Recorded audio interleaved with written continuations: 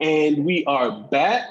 It is your boys, Frankly Football. I am your humble host, Brandon, newly married. I got the infinity ring. I got my guy with me. How you doing, Chris? What's up, man? You got the precious on, I see. The I precious. see it. You You know what I'm know saying? it. Like You the know Lord it. of the Rings up in this seat. That's what's up, man. Good to have Yes, you sir. back, man. Good to be back, man. We've been ripping and running. You know, a lot of things change in your world, a lot of things change in my world. But the one thing that's constant, man, is the Dallas Cowboys. And we back in Yes, the sir. camp. Man. We back in the Yes, camp. sir.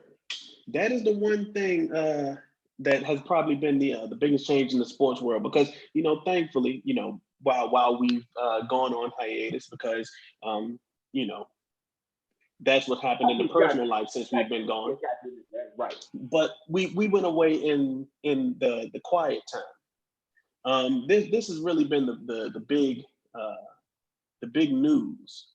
The Cowboys are in camp, and they've been in camp. Today is what, a week and a day Yep. or something like that. Yep. Um, About a week or so. so this is kind of like our welcome to camp episode. Um, we see a week ago when Jerry kind of had his kind of like State of the Union, I guess, State of the Cowboys type of speech.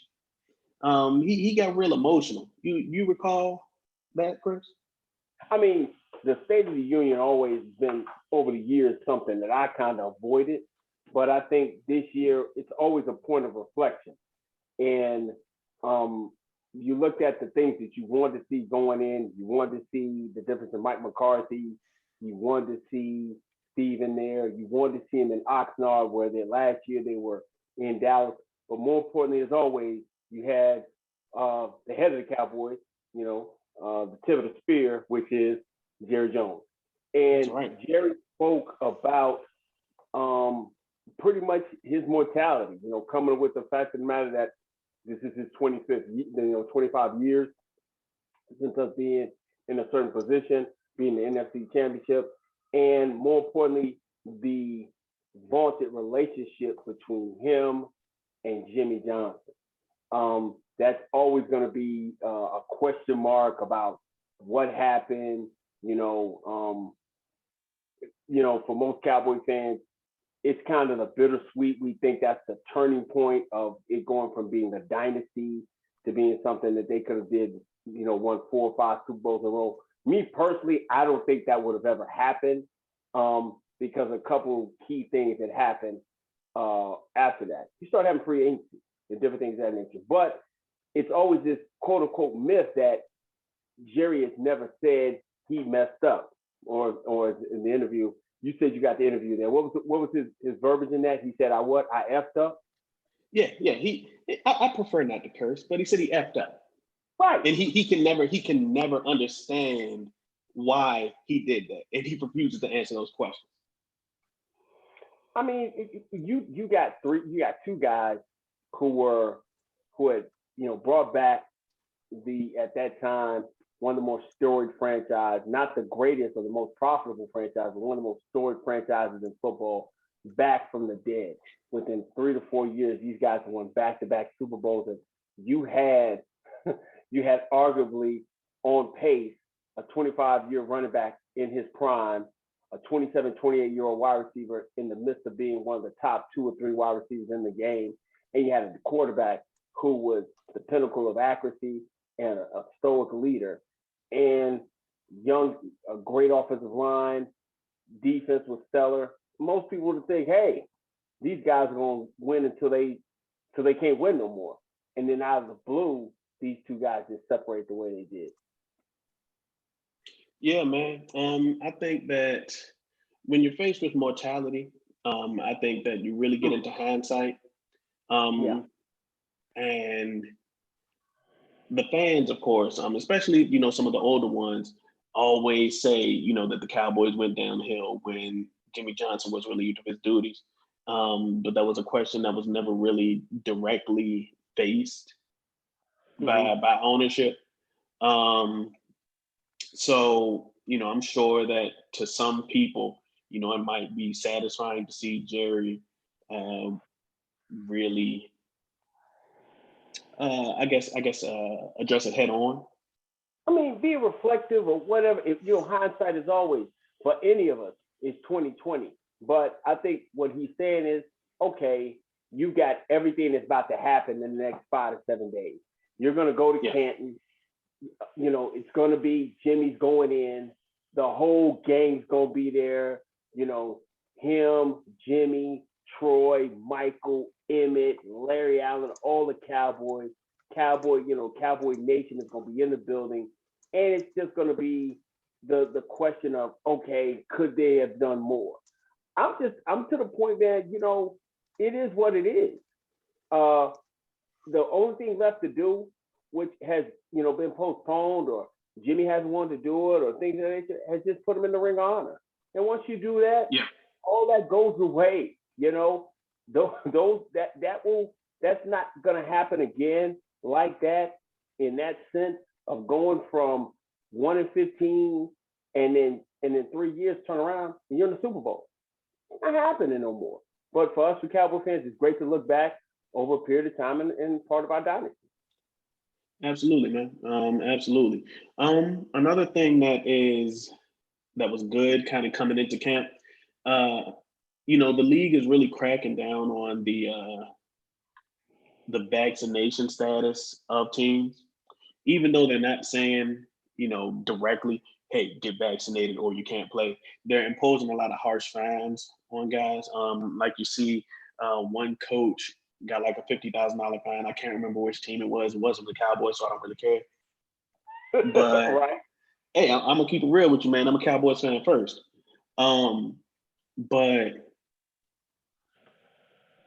it's good to see that the Cowboys are one of those teams that are above that 50% threshold.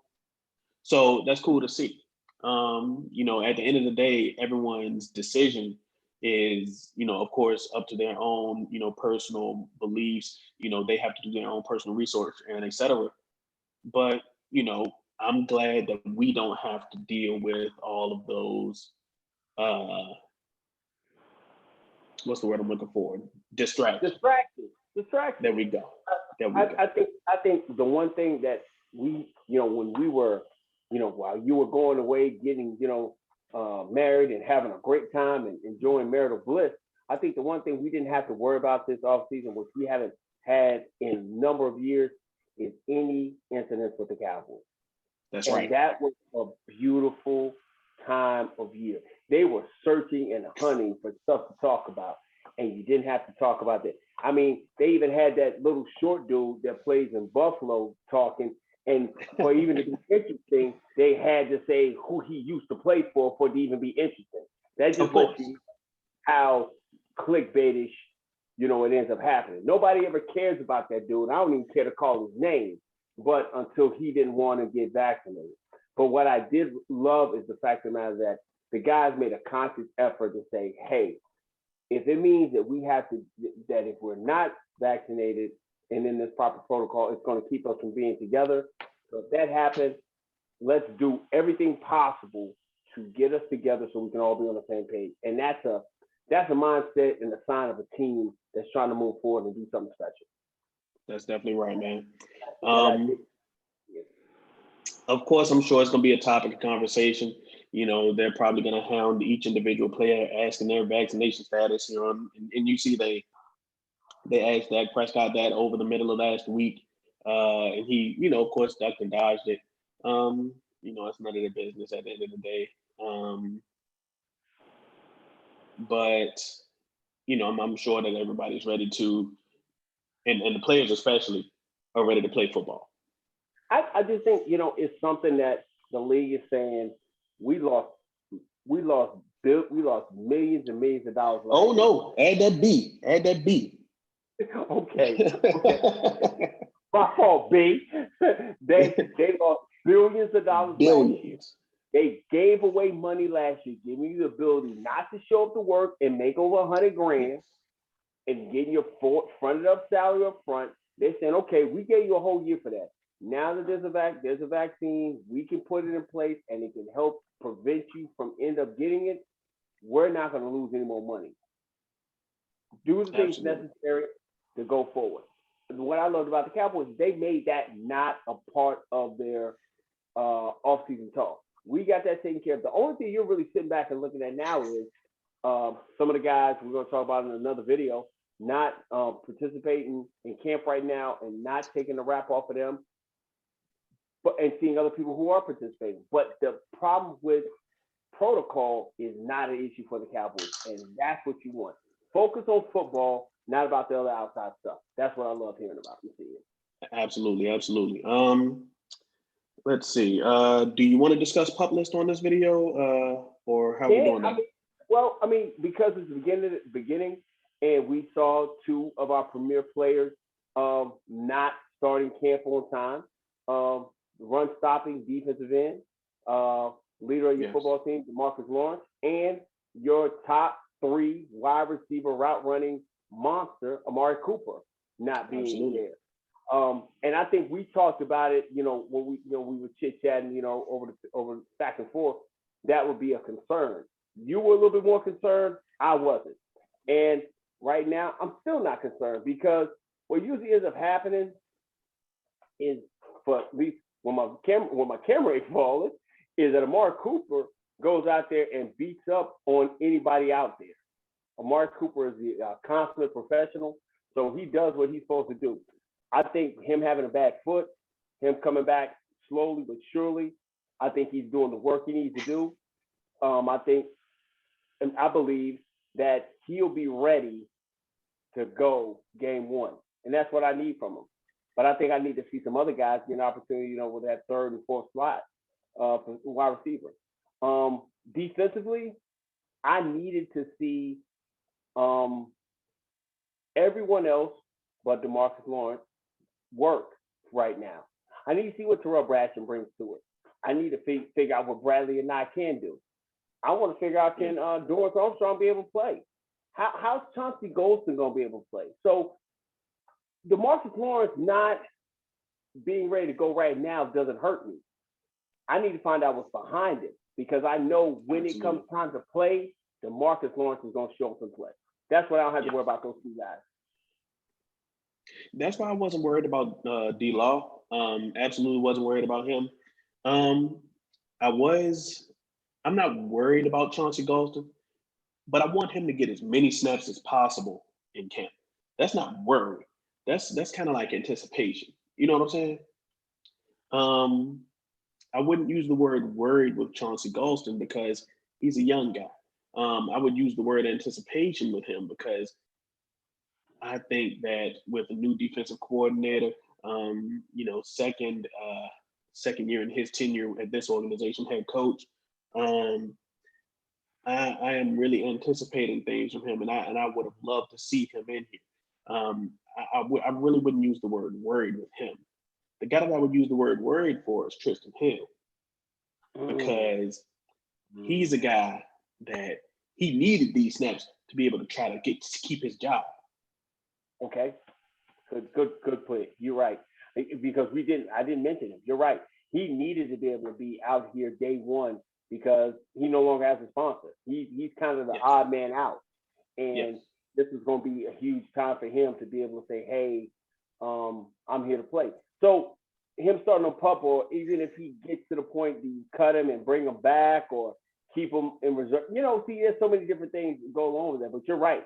Him not being able to be out here day 1, that's a tough situation for him. Absolutely. And it's a shame because it is an ACL situation, where he's trying to recover from. It does suck, but it's the way of the game. The game is the game, as Omar would say. Mm-hmm. You know the why. You know the why. The game is the game. But I can dig it. Right. Yeah, and that's what you have to worry about right now. Because they've gotten so much depth inside with those guys, with Brent Irvin, with Bohanna, with Neville Gallimore, with Carlos Watkins and things of that nature. You're looking for a guy inside what he can do. And this is the wrong year, which no year is a good year to be hurt, but definitely this year is the wrong year to be hurt. Absolutely, because I think that they're looking for help anywhere that they can find it, and they especially needed it up front. Yep. Yeah, that's definitely it. So Tristan should hope that he can come back ASAP. Yeah, I've been. If you look on Twitter, I've been hitting them up, praying, sending prayer emojis, man. Make sure I do Trigger Trey gets back healthy. He probably ain't gonna say nothing. He probably don't have much Cowboy Nation think about him, but I definitely want him to come back healthy and be able to do his thing. So man, I He mean, still he still got a sponsor in you, man. He still got a sponsor yeah, in you. he always gonna have a sponsor, man. I like Tristan. I like Tristan. But man, that's pretty much for the opening, man. Listen, we're gonna be back more frequent, more often, man. We've come off our Yes, sir. hiatus, man. We're back in the building. So make sure you take this time. I know it's not a long video, but make sure you hit that like button. If you've been here this long with us, man, see the other things that we put out over the past year, man. Make sure you hit that subscribe and make sure you share it, man, for other people to get opportunity, debate with us, but also leave a comment. Give us your opinion. Think if we're on point, if we're off base. We love to hear from you, and we love to interact, man. Hey, man, I'm setting it off, Chris, man. And I'm Brandon. This has been Frankly Football. Peace.